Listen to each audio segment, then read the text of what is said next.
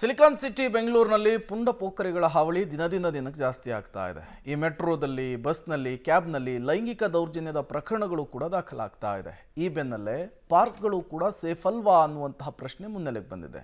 ಯಾಕೆ ಈ ಪ್ರಶ್ನೆ ಅಂದ್ರ ಈ ವರದಿಯಲ್ಲಿದೆ ನೋಡಿ ಉತ್ತರ. ಬೆಂಗಳೂರಿನ ಉದ್ಯಾನವನಗಳಲ್ಲಿ ಮಹಿಳೆಯರಿಗಿಲ್ವಾ ರಕ್ಷಣೆ? ಪಾರ್ಕ್ಗಳಲ್ಲಿ ಹೆಚ್ಚಾಯಿತು ಪುಂಡ ಪೋಖರಿ ಕುಡುಕರ ಹಾವಳಿ. ವಿಲ್ಸನ್ ಗಾರ್ಡನ್ ಪೊಲೀಸ್ ಠಾಣೆಯಲ್ಲಿ ದೂರು ದಾಖಲು. ಕೋಲ್ಕತ್ತಾ ವೈದ್ಯ ಮೇಲೆ ನಡೆದ ಅತ್ಯಾಚಾರ ಹಾಗೂ ಹತ್ಯೆ ಪ್ರಕರಣಕ್ಕೆ ದೇಶದ ಎಲ್ಲೆಡೆ ಆಕ್ರೋಶ ವ್ಯಕ್ತ ಆಗ್ತಿದೆ. ಮಹಿಳೆಯರಿಗೆ ಸುರಕ್ಷತೆ ಕೊಡಿ ಅನ್ನೋ ಆಗ್ರಹ ಮಹಿಳಾ ವಲಯದಿಂದ ಕೇಳಿಬರ್ತಿದೆ. ಈ ಬೆನ್ನಲ್ಲೇ ಸಿಲಿಕಾನ್ ಸಿಟಿಯ ವಿಲ್ಸನ್ ಗಾರ್ಡನ್ನ ರಾಣಿ ಪಾರ್ಕ್ನಲ್ಲಿ ಮಹಿಳೆಯರಿಬ್ಬರ ಮೇಲೆ ಲೈಂಗಿಕ ಕಿರುಕುಳಕ್ಕೆ ಯತ್ನ ಪ್ರಕರಣ ಬೆಳಕಿಗೆ ಬಂದಿದೆ. ಈ ಬಗ್ಗೆ ವಿಲ್ಸನ್ ಗಾರ್ಡನ್ಗೆ ಮಹಿಳೆಯರಿಬ್ಬರು ದೂರು ಕೊಟ್ಟಿದ್ದಾರೆ. ದೇಶದಲ್ಲಿ ದಿನದಿಂದ ದಿನಕ್ಕೆ ಮಹಿಳೆಯರ ಮೇಲಿರ್ತಕ್ಕಂಥ ಲೈಂಗಿಕ ದೌರ್ಜನ್ಯ, ಲೈಂಗಿಕ ಕಿರುಕುಳ ಪ್ರಕರಣಗಳು ಕೂಡ ಹೆಚ್ಚಾಗ್ತಾ ಇದ್ದಾವೆ. ಅದರಲ್ಲೂ ಕೂಡ ಕಲ್ಕತ್ತಾದ ವೈದ್ಯ ಪ್ರಕರಣ ಇರಬಹುದು, ಜೊತೆಗೆ ಬೆಂಗಳೂರಿನಲ್ಲಿ ಆಟೋ, ಮೆಟ್ರೋ ಹೀಗೆ ಅನೇಕ ಕಡೆಗಳಲ್ಲಿಯೂ ಕೂಡ ಮಹಿಳೆಯರ ಮೇಲೆ ಲೈಂಗಿಕ ಕಿರುಕುಳ ಪ್ರಕರಣಗಳು ಕೂಡ ದಾಖಲಾಗ್ತಾ ಇದ್ದಾವೆ.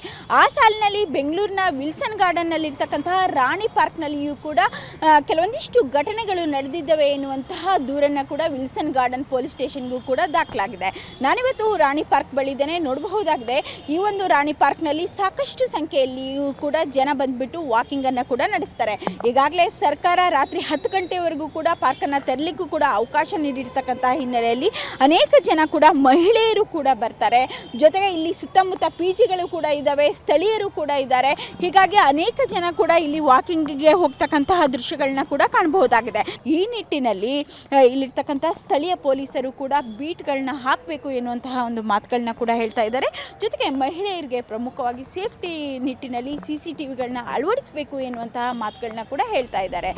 ಮತ್ತೊಂದು ಪ್ರಕರಣದಲ್ಲಿ ಯುವತಿಯೊಬ್ಬಳು ಜೂನ್ 30ನೇ ತಾರೀಕು ಸಂಜೆ 4 ಗಂಟೆ ವೇಳೆಗೆ ಪಾರ್ಕ್ನಲ್ಲಿ ವಾಕಿಂಗ್ ಮಾಡುವಾಗ ಮಳೆ ಬರ್ತಾ ಇತ್ತು. ಆಗ ಅಂದಾಜು 40ರಿಂದ 45 ವರ್ಷದ ವ್ಯಕ್ತಿಯೋರ್ವ ಕುಡಿದು ನನ್ನ ಹಿಂದೆ ಫಾಲೋ ಮಾಡ್ಕೊಂಡು ಬಂದ, ಮುಟ್ಟೋಕೆ ಯತ್ನಿಸಿದ. ಆ ವೇಳೆ ನಾನು ಜೋರಾಗಿ ಮಾತಾಡಿ ಪಾರ್ಕ್ನಿಂದ ಹೊರಬಂದೆ ಅಂತ ಯುವತಿ ವಿಲ್ಸನ್ ಗಾರ್ಡನ್ ಪೊಲೀಸ್ ಠಾಣೆಗೆ ದೂರು ಕೊಟ್ಟಿದ್ದಾಳೆ. ರಾಣಿ ಪಾರ್ಕಲ್ಲಿ 3 ತಿಂಗಳ ಹಿಂದೆ ಒಂದು ಘಟನೆ ನಡೆದಿತ್ತು. ಏನಂದರೆ ಅರೌಂಡ್ 4 o'clock ಆಗಿರ್ಬೋದು, ಲೈಟಾಗಿ ಮಳೆ ಬರ್ತಾ ಇತ್ತು. ಆ ಟೈಮಲ್ಲಿ ಯಾರು ಇಲ್ಲಿ ವಾಕ್ ಮಾಡ್ತಾ ಇರಲಿಲ್ಲ ತುಂಬ ಜನ. ಸೊ ಹಾಗಾಗಿ ಒಬ್ಬ ಹುಡುಗ ಹಿಂದ್ಗಡೆ ಬಂದಂಗೆ ಆಯಿತು. ಸೊ ಆ ಟೈಮಲ್ಲಿ ನಾವು ಬೈದ್ಬಿಟ್ಟು ವಾಪಸ್ ಕಳಿಸ್ಬಿಟ್ವಿ. ಅಂದರೆ ತುಂಬ ಜೋರಾಗಿ ವಾಯ್ಸ್ ರೇಸ್ ಮಾಡಿರೋದ್ರಿಂದ ಅವರು ಹೊರಟೋಗ್ಬಿಟ್ರು. ಬೇರೆ ಊರಿಂದ ಹೆಣ್ಮಕ್ಳು ಕೆಲವರು ಬರ್ತಾರೆ, ಅವರಿಗೆ ಸೇಫ್ಟಿ ಇರೋದಿಲ್ಲ, ಅವರು ವಾಯ್ಸು ರೇಸ್ ಮಾಡೋದಿಲ್ಲ, ಯಾಕೆಂದರೆ ಅವ್ರ ಪೇರೆಂಟ್ಸ್ ಇರೋದಿಲ್ಲ.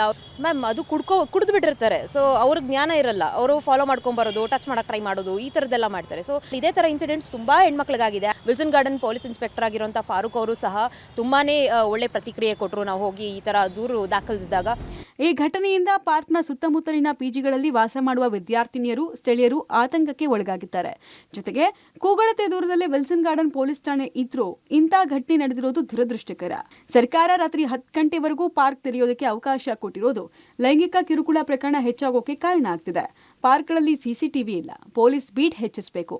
ಇಂಥ ಘಟನೆ ಕೇಳಿ ಪಾರ್ಕ್ಗೆ ಬರೋದಕ್ಕೆ ಭಯ ಆಗುತ್ತೆ ಅಂತ ಅಳಲು ತೋಡ್ಕೊಳ್ತಾ ಇದ್ದಾರೆ ಮಹಿಳೆಯರು. ಸಿಕ್ಕಾಪಟ್ಟೆ ಮೇಡಮ್, ಸಖತ್ ಭಯ ಆಗ್ತಾ ಇದೆ. ಮೊನ್ನೆನೂ ಅದು ಕೋಲ್ಕತ್ತಾದಾಗ ನಡೆದಾಗಿಂದನೂ ನಿಜವಾಗ್ಲೂ ಏನು ನಮ್ಮ ಹೆಣ್ಮಕ್ಳಿಗೆ ಸೇಫ್ಟಿನ ಇಲ್ವೇ ಏನೋ, ನಮಗೆ ಯಾವ ಥರ ನಾವು ರಕ್ಷಣೆ ತೊಗೋಬೇಕು ಅನ್ನೋದೇ ನಮಗೆ ಸಖತ್ ಟೆನ್ಷನ್ ಆಗಿಬಿಡ್ತಾ ಇದೆ. ಈಗ ನನಗೆ ಇವಾಗ ಬಂದಿದ್ದು ನ್ಯೂಸು ಇದು. ನಾವು ಇಲ್ಲಿ ನಿಯರೆಸ್ಟೇ ನಮ್ಮ ಮನೆ, ನಾವು ಸುಮಾರು ಇಲ್ಲಿ ನಮಗೆ ಒಂಥರ ತುಂಬ ಹತ್ತಿರ. ನಮಗೆ ಈ ಥರ ನಡೆದಿದೆ ಅಂದರೆ ನಮಗೆ ಮೈ ಜುಮ್ ಅನ್ನುತ್ತೆ, ಕೇಳೋಕ್ಕೆ ಭಯ ಆಗ್ತಾಯಿದೆ. ಈ ಥರ ಎಲ್ಲ ನಡೀತಾ ಇದೆ ಅಂದರೆ ಸ್ಟೇಷನ್ ಪಕ್ಕದಲ್ಲೇ ಇದೆ, ಆದರೂ ಈ ಥರ ಎಲ್ಲ ಮಾಡ್ತಿದ್ದಾರೆ ಅಂದರೆ ಇಷ್ಟು ಸಣ್ಣ ಗ್ಯಾಪಲ್ಲಿ ಅದು ಹೆಂಗೆ ಮಾಡ್ತಿದ್ದಾರೆ, ನಾವು ಬರಬೇಕಾ ಅಥವಾ ಏನು ಅನ್ನೋದೇ ನಮಗೆ ಭಯ ಆಗ್ತಾಯಿದೆ. ಒಟ್ನಲ್ಲಿ ಪಾರ್ಕ್ಗಳಲ್ಲಿ ಮಹಿಳೆಯರಿಗೆ ಸುರಕ್ಷತೆ ಹೆಚ್ಚಿಸುವ ನಿಟ್ಟಿನಲ್ಲಿ ಸರ್ಕಾರ ಗಮನ ಹರಿಸಬೇಕಾಗಿದೆ. Aruna, public TV, Bengaluru.